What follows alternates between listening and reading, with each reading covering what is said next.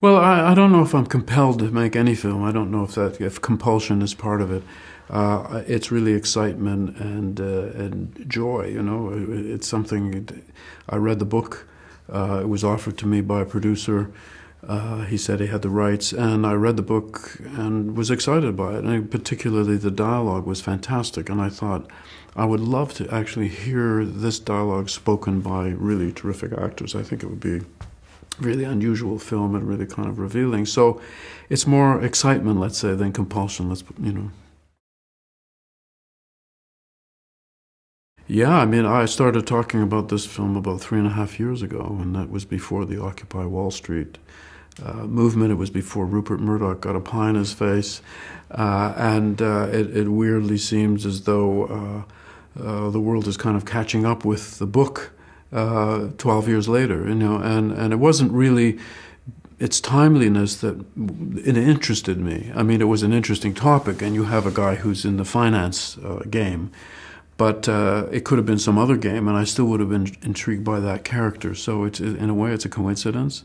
It does give a kind of resonance and vibrance and excitement to the project because suddenly you feel as though you're doing a documentary.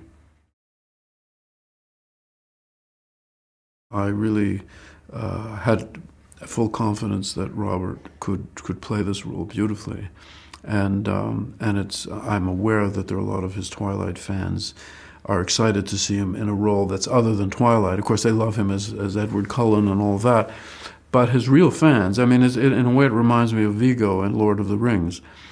I used to say if you love Aragorn, then you might not be interested in my movie History of Violence. But if you're a Viggo Mortensen fan, you have to see History of Violence. Well, I feel the same about Rob. If you only like Twilight, then of course this is not Twilight.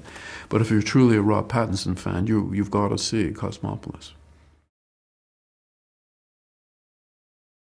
Well, I remember everything about the special effects on The Fly, of course. And it's very different from what you would do today because, first of all, everything was analog, not digital then, and that really makes a huge difference. It's hard to explain to people who don't understand it, but every generation, every time you do an effect, the film would deteriorate. And so you were really limited in how much you can do and how many layers of effects you can do.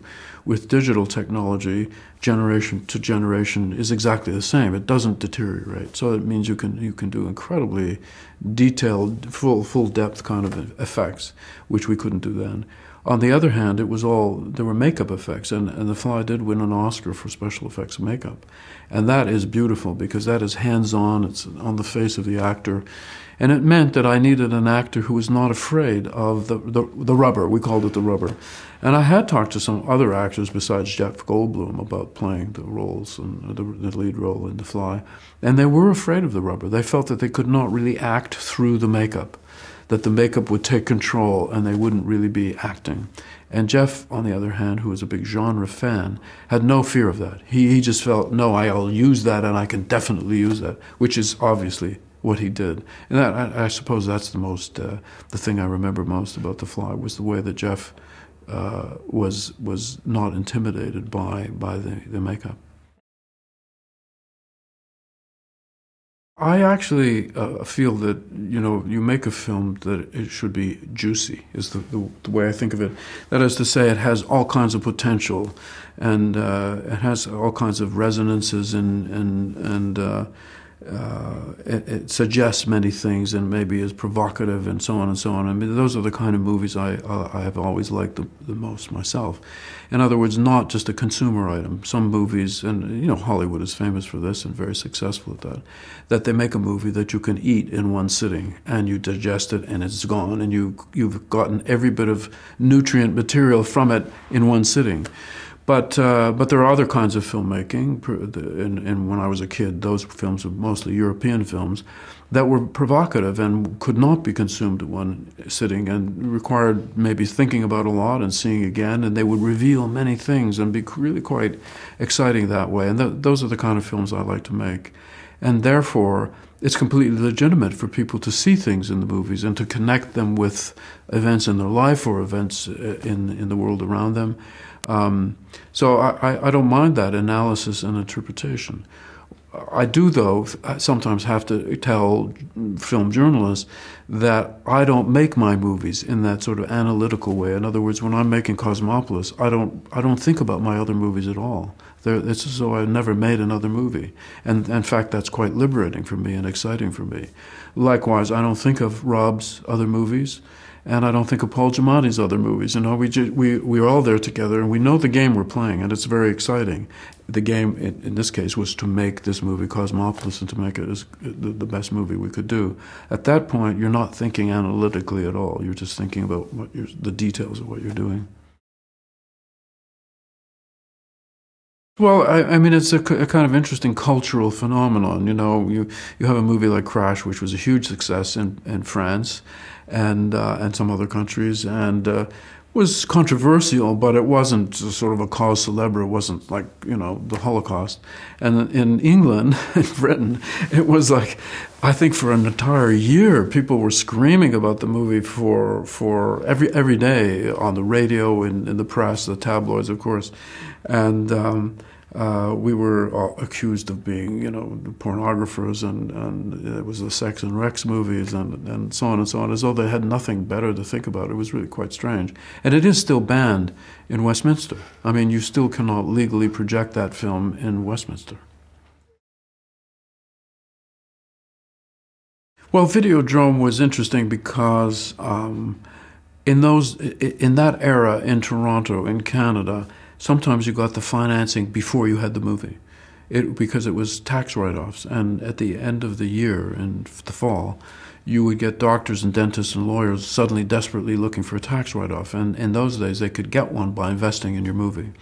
That meant that you were shooting the movie before you had the script finished. And often, and so in a movie that's very heavy in special effects like Videodrome, I was basically writing it while we were shooting. And that meant that there was a lot of chaos that normally you wouldn't have, that I don't prefer, really. That's not my preferred way of working. So sometimes I would start thinking of certain sequences and then abandon them. And because we were shooting, every time I would come up with an idea, I would have a special effects department kind of working on realizing that, and then suddenly I'd say, change my mind, and so on. As I say, that it was sort of a unique situation. Scanners was a little similar to that, actually, but it's not my preferred mode. I prefer to be a much more controlled, kind of exact and more efficient way of working. But as a young filmmaker, you take the opportunities that you have, and that's what happened with Videodrome.